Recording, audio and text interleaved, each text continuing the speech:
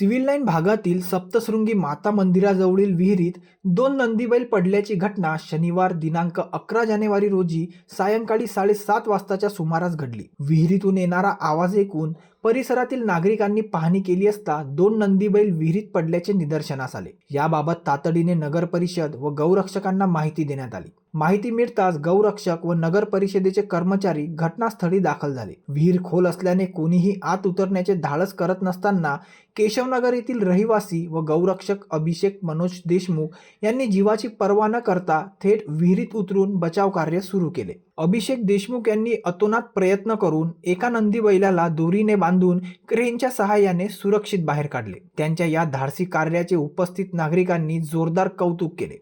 मात्र दुसरा नंदी बैल मृत अवस्थेत आढळून आला. मृत नंदी बैलाला क्रेनच्या पट्ट्यात बांधून बाहेर काढण्यात आले.